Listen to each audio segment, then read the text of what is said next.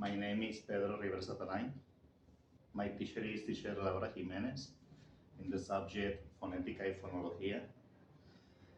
I choose my classes for uh, pronunciation of vowels and pronunciation of consonants in English.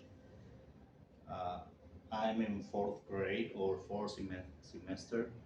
My group is 401. Today is February 27, 26th, and I belong to the office in Mazatlan. Well, for my classes, as I always do, I always start writing the day and the weather on board, and I start always with greetings to my students. If I have time, there's a checking of attendance. But if, as always, the period is short, I try to avoid it. And if they are some students missing, just they tell me who they were. Well, I start my classes with a warming, and this warming period is about 3 to 5 minutes. I try this period to be shorter because it's only a 50-minute class, and we have to go in other stages like presentation, practice, and if we have time, also a wrap up.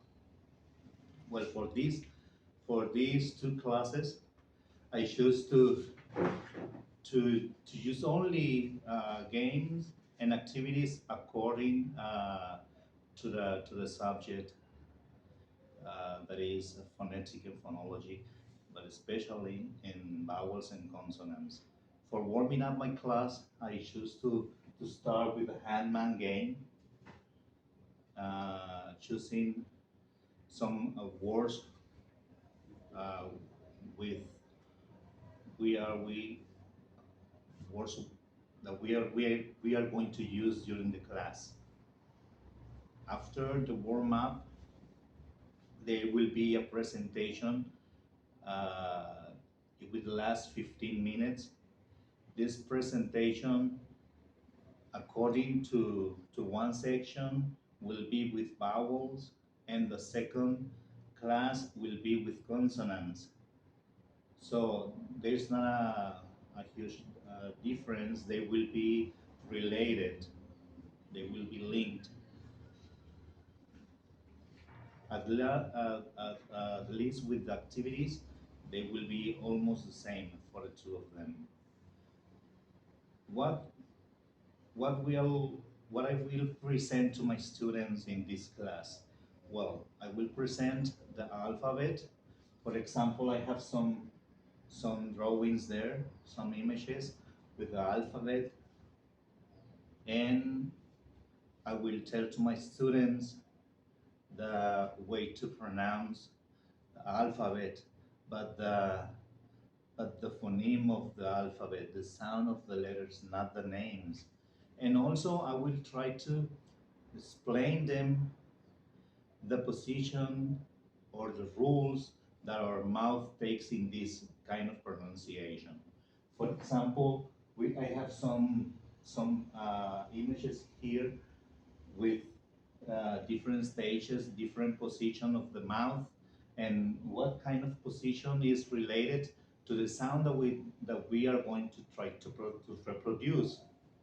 For example, the way or the position of the mouth for some specific letters, or for some vowels when we have to wide open our mouth, or some other letters when we have to put our thumb uh, beneath our teeth, or our thumb between our teeth, or only our lips together just to blow some air, that kind of examples. Uh, in this stage, students, particularly, they only listened to the teacher because it's a presentation, and it's supposed they have to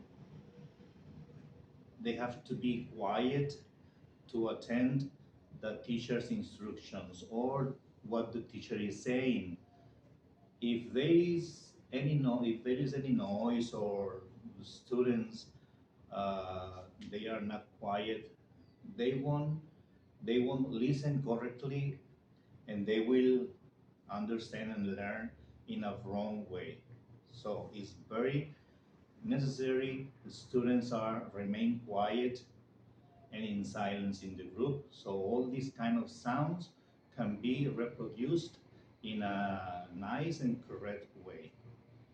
Also, after my presentation and after my pronouncing of these phonemes, there's a there's a song that I found for my students and for the class, very very uh,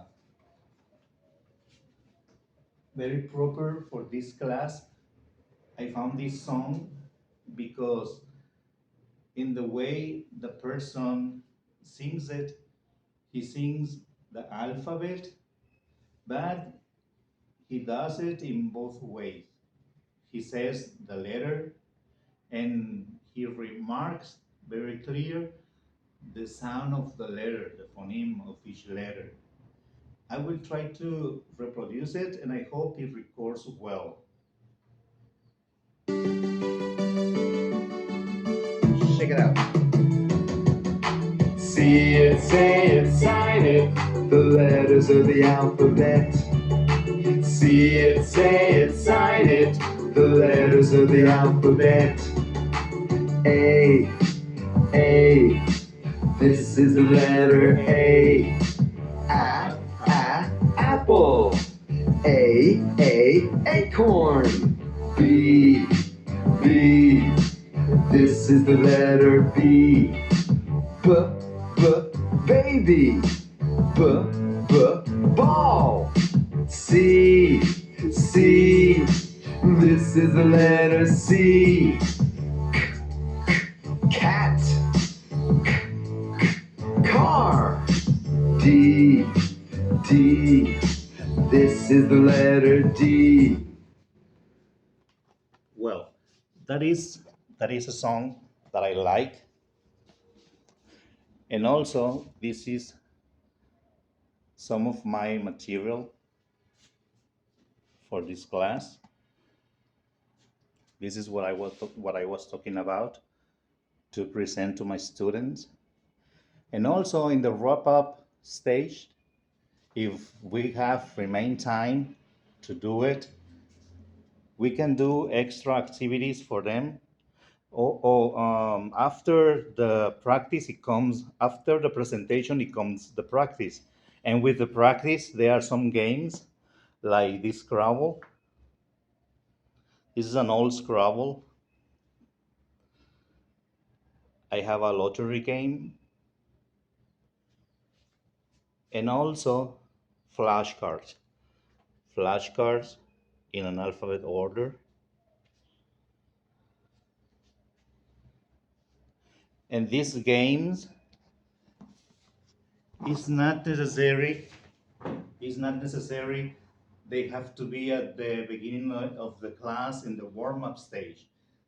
These kind of games, for me, they are very useful, and the kids, they got entertained and they learn way better during the practice. Also with games, after the presentation, and we have some practice in the book or copying or trying to do difficult stuff, I think the kids get stuck. But when it comes to games, they always like games. I keep my mind students open and welcomed to more learning in a game way, not only in the book or only in the notebook of writing or copying, but also reproducing what they have learned in games with games. That's that what it would be my classes about for these two subjects that I chose. Well, thank you.